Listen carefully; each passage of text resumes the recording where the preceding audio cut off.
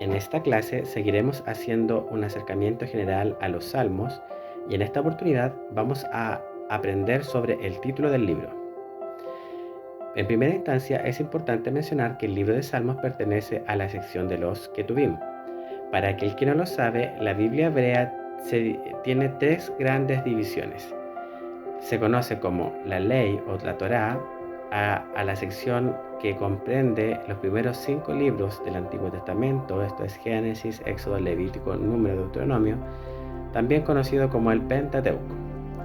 La segunda sección grande de la Biblia hebrea es la sección de los Nevi'im, o también llamada sección de los profetas, que está compuesta por los libros de Josué, Jueces, Primera y Segunda de Samuel, Primera y Segunda de Reyes, Isaías, Jeremías, Ezequiel y los 12. Un solo libro, los 12, para referirse a los profetas menores. Y tenemos la tercera gran sección, que es la sección de los escritos, también llamada los Ketuvim, y en ella vamos a encontrar los libros de Salmos, Proverbios, Job, Cantar de los Cantares, Ruth, Lamentaciones, Eclesiastés, Esther, Daniel, Esdras y Crónicas. Es importante mencionar que esta división ya existía para los tiempos de Jesús. Y tú puedes observar que en Lucas capítulo 24, el versículo 44, Jesús dice lo siguiente: y les dijo: esto es lo que yo os decía cuando todavía estaba con vosotros, que era necesario que se cumpliera todo lo que sobre mí está escrito en la ley de Moisés, en los profetas y en los salmos. Entonces, lo que observamos en esta última frase de Jesús es que cuando se está refiriendo a la ley de Moisés, Jesús tiene en mente en general estos primeros 5 libros del Pentateuco, también conocidos como la ley. En los profetas está teniendo en mente todos los libros asociados a esta gran sección de la Biblia hebrea, llamada los Nevi'im, y está hablando de los salmos, que era una forma abreviada para referirse a esta tercera sección, dado que el libro de Salmos es el libro más extenso. A veces se usaba para llamar a esta sección por el libro más extenso, que en este caso sería el libro de Salmos. Entonces, en algún sentido, lo que Jesús está transmitiendo es que toda la escritura, todo el Antiguo Testamento está hablando acerca de él. Con respecto al significado hebreo del libro de los Salmos, el libro de los Salmos en hebreo se llama Tehilim, ¿ya? Y es básicamente porque, dado que el libro tiene un gran clímax de alabar al Señor y un continuo llamado de alabar continuamente al Señor, los hebreos, los israelitas, le dieron el nombre de Tehilim, que significa cantos de alabanza o simplemente alabanzas, a pesar de que hay salmos que son conocidos como los tefiló o tefilá, que son básicamente oraciones cantadas. En general, el libro tiene contenido de alabanza en toda su extensión. Entonces los israelitas llamaban a este libro el libro de Sefer Tehilim, que significa libro de alabanzas, pero también tiene esta connotación de que puede significar oraciones de alabanza, y ese nombre es más bien por el contenido del libro, y de todas maneras es un nombre muy adecuado para referirse al antiguo himnario del pueblo de Israel. Con respecto al significado griego del nombre del libro, el libro se llama Salmoi, ya este es el nombre griego, y nosotros en español lo conocemos como Salmos, ¿ya?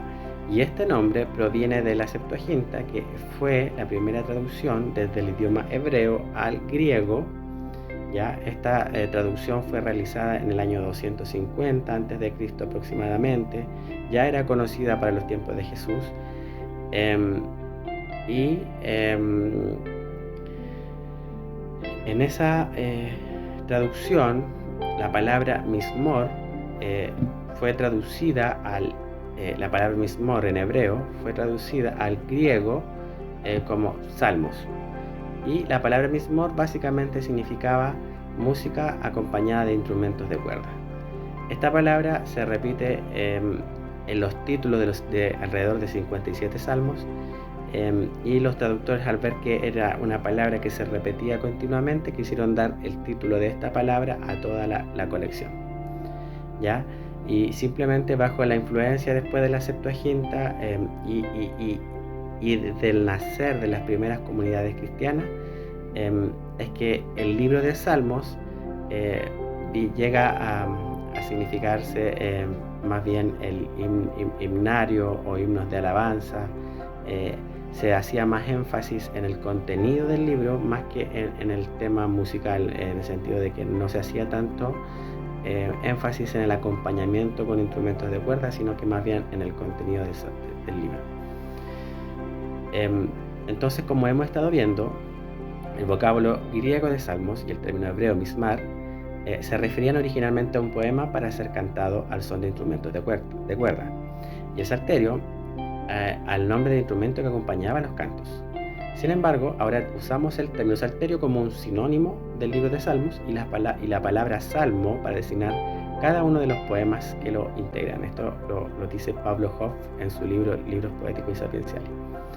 Y aquí podemos ver la imagen de un salterio que se utilizaba para el acompañamiento de estos salmos o estos poemas que eran cantados o en ocasiones eran orados. Básicamente la palabra salmos entonces significa pulsar cuerdas o música acompañada con instrumentos de cuerda, ¿ya? Y eran utilizados estos instrumentos para alabar a Dios. Habían otros instrumentos como la arpa y la lira. Entonces, como hemos visto, la palabra salmos tiene varios significados, ya sea en la versión hebrea o en la versión griega, pero lo básico y lo esencial del título es que se refieren al libro de Salmos como el himnario de alabanzas. Era el libro que se utilizaba para guiar al pueblo de Dios en la adoración. Era el nombre que se le daba al libro para poder mostrar que Dios debe ser glorificado por su pueblo. Entonces ese es el significado básico del libro. El tema, las líneas melódicas que recorre el libro es la alabanza, cómo nos toma desde nuestro lugar donde estamos, desde los distintos escenarios de la vida y nos lleva a adorar a Dios en las distintas circunstancias de la vida. Así que eso significa el título del libro de Salmos.